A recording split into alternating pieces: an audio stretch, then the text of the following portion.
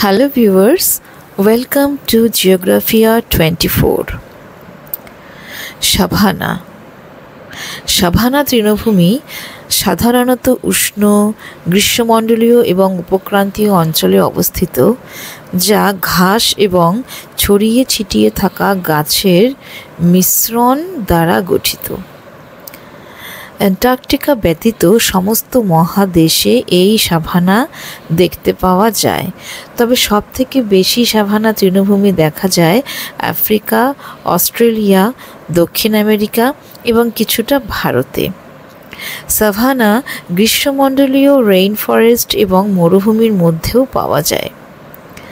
Savanna নিরক্ষরেখা থেকে 8 degree এবং 8 থেকে 20 ডিগ্রি উত্তর এবং দক্ষিণ গোলার্ধের মধ্যে গ্রীষ্মমণ্ডলীয় অঞ্চলে জন্মে। সব ঋতুতেই উষ্ণ থেকে উষ্ণ আবহাওয়া থাকে, তবে প্রতি বছর মাত্র কয়েক মাসের জন্য উল্লেখযোগ্য বৃষ্টিপাত হয়।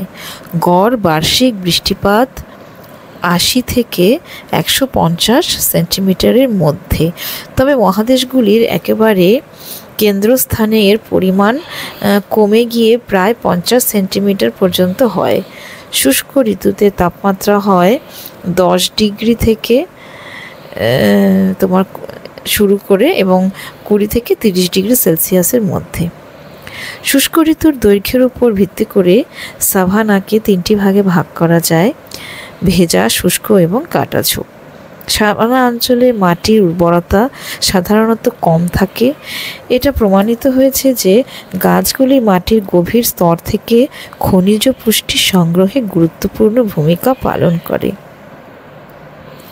মৃত পাতা এবং অন্যান্য গাছের আবর্জনা গাছের কাছে পড়ে সেখানে পচে যায় এবং পুষ্টি নির্গত করে, ফলে মাটি উর্বর হয়। সাভানাও গুরুত্বপূর্ণ কার্বন সিঙ্ক। সাভানা মূলত তাদের বিস্তৃত তৃণভূমি দ্বারা সংজ্ঞায়িত হয়। ঘাসগুলি লম্বা হয় এবং ঋতুগত বৃষ্টিপাতের সাথে এর ধরনগুলির পরিবর্তন হতে থাকে। সাভানা গাছগুলির মূল বৈশিষ্ট্য হচ্ছে এখানে প্রধানত ঘাস পাওয়া যায়, যেগুলোর মধ্যে এলিফ্যান্টা গ্রাস, রেড ওট গ্রাস, রোডস গ্রাস প্রভৃতি বিশেষ উল্লেখযোগ্য। ঘাস বহুবর্ষজীবী এবং বর্ষাকালে উষ্ণতা 2 মিটারেরও বেশি বৃদ্ধি পায়, আর খরা প্রতিরোধী ও অনেকটাই আগুন অভিযোজিত। গাছের মধ্যে রয়েছে বাবলা, বাওবাব, মিমোসা এবং ইউক্যালিপটাস। জলের অপচয় কমাতে এবং তৃণভোজী প্রাণীর হাত থেকে রক্ষা পেতে গাছের পাতা ছোট এবং কাঁটাযুক্ত হয়। আর্দ্র ঋতুতে ঘাস বৃদ্ধি পায় এবং গাছপালা সবুজ হয়। শুষ্ক ঋতুতে ঘাস বাদামি হয় এবং গাছপাতা ঝরাতেই থাকে। আফ্রিকা, অস্ট্রেলিয়া, দক্ষিণ আমেরিকা এবং ভারতের দাক্ষিণাত্য মালভূমির কিছু অংশে এই সাভানা তৃণভূমি দেখতে পাওয়া যায়। সাভানা তৃণভূমি অঞ্চলে সাধারণত বিক্ষিপ্ত ধরনের বসতি দেখা যায়। চারণভূমি এবং কৃষি কাজের জন্য এই ধরনের বসতি দেখা যায়। প্রতিটি পরিবার কৃষিজমি এবং চারণভূমির দ্বারা একটি বৃহৎ বসতি দখল করে। ঘরগুলি বৃত্তাকার হয় এবং ছাদ শঙ্কু আকৃতির হয়। ঘাস, কাঠ এবং গোবর দ্বারা এই ঘরগুলো বানানো হয়, যেখানে কাদারও ব্যবহার করা হয়। বন্যপ্রাণী থেকে রক্ষা পাওয়ার জন্য কাঁটাযুক্ত ঝোপ দিয়ে বেড়া তৈরি করা হয়।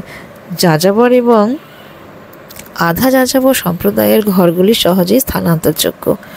ঘরের ভেতরে ঠান্ডা পরিবেশের জন্য ছাদগুলি খড়ের তৈরি করা হয়, যেমন কেনিয়া এবং তানজানিয়ায় মাসাই কুড়ে ঘর, পশ্চিম আফ্রিকায় ফুলানি কুড়ে ঘর, দক্ষিণ আফ্রিকায় জুলু ক্রায়াল। এগুলো হচ্ছে এখানকার নাম। সাভানা তৃণভূমিতে মৌসুমি বৃষ্টিপাত এবং উর্বরতা অভাবের কারণে কৃষিকাজ কিছুটা চ্যালেঞ্জিং বিষয়। তবে খাদ্য ফসল যেমন ভুট্টা, জোয়ার, বাজরা, ধান, কাসাভা এবং আলু, তুলা, চীনাবাদাম, আখ, কফি, তামাক, কলা, আনারস, পেঁপে এগুলো চাষাবাদ করা হয়। কৃষকেরা মূলত জীবিকা সত্তাভিত্তিক কৃষিকাজ করে। রপ্তানি করা হয় মূলত তুলা এবং কফি। অতিরিক্ত পশুপালন এবং বন উজাড় সাভানাকে মরুভূমিতে পরিণত করে। উষ্ণ জলবায়ুতে পোকামাকড় এবং রোগ ফসল ও গবাদি পশুর ক্ষতি করে। কিছু কিছু অঞ্চলে সেচ ব্যবস্থা এবং উন্নত বীজের দ্বারা কৃষিতে উন্নতি করা হচ্ছে। সাভানা অঞ্চলের মানুষেরা এই জলবায়ুর সাথে খাপ খাইয়ে নিয়েছে। বিশেষ উল্লেখযোগ্য কিছু জনবসতি বা এই অঞ্চলে যা দেখতে পাওয়া যায় সেগুলো হলো মাসাই, কেনিয়া এবং তানজানিয়া, যারা মূলত গবাদি পশু, ছাগল এবং ভেড়া পালন করে। কুলনি যাযাবর পশুপালক এবং ব্যবসায়ী। আদিবাসী গোষ্ঠী ঐতিহ্যগতভাবে শিকার করত এবং সাভানা অঞ্চলে জড়ো হতো।